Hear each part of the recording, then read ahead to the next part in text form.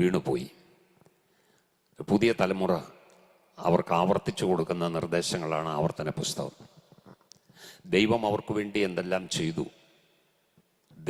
അവർ എന്തെല്ലാം ദൈവത്തിന് വേണ്ടി ചെയ്തു, ഇനി മുന്നോട്ടുള്ള യാത്രയിൽ എന്തെല്ലാം ചെയ്യണം, ദൈവം എന്തെല്ലാം ചെയ്യാനിരിക്കുന്നു, ഈ കാര്യങ്ങളെല്ലാം അടങ്ങിയതാണ് ആവർത്തന പുസ്തകം. Praise God. ആ നിർദ്ദേശങ്ങളാണ് എടുക്കുക. നമുക്കറിയാം ഇതിൻ്റെ ചരിത്രം. മിസ്രൈമി അടിമത്തത്തിൽ കിടന്ന ജനം ഒരിക്കലും പുറത്തു വരത്തില്ല എന്ന് വിധി എഴുതിയ സ്ഥാനത്ത് രക്തമടയാളമായി ജനത്തെ മിസ്രൈമി അടിമത്തത്തിൽ നിന്ന് പുറപ്പെടുവിച്ചു. ചെങ്കടൽ കടത്തി മരുഭൂമിയിൽ നടത്തി വാഗ്ദത്ത ദേശത്തെത്തിച്ചു.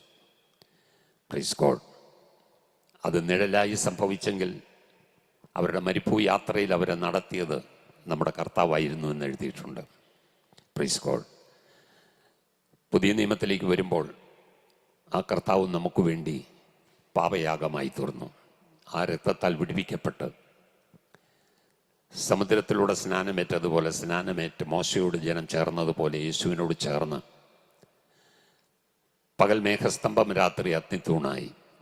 അതെ, സമുദ്രത്തിലും സ്നാനമേറ്റു, മേഘത്തിലും സ്നാനമേറ്റു, വെള്ളത്തിൽ സ്നാനമേറ്റ്, ആത്മാവിൽ സ്നാനമേറ്റ് കർത്താവിനോട് ചേർന്ന് നടക്കുന്ന ജനം പുതിയ നിയമസഭ.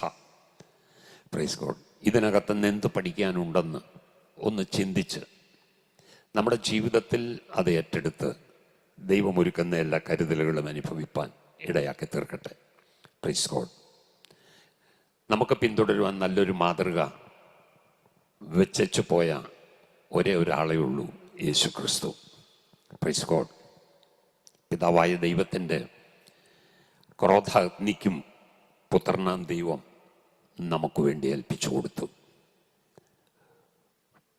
പിതാവിൻ്റെ പൂർണ്ണഹിതത്തിന് പുത്രൻ ഇരയായി തീർന്നു എങ്കിൽ പിതാവിൻ്റെ വലിയ പ്രവൃത്തിക്ക് അവൻ അവകാശിയായി തീർന്നു. ഞാനും നിങ്ങളും ദൈവത്തിൻ്റെ ഇഷ്ടത്തിന് പൂർണ്ണമായി ഏൽപ്പിച്ചു കൊടുത്ത് എന്ത് നഷ്ടവും കഷ്ടവും സഹിച്ചാലും ദൈവിക പദ്ധതിയുടെ ഒരു ഭാഗമായി ഞാനും നിങ്ങളും മാറുവാനിടയായിത്തീരും. സ്തോത്രം.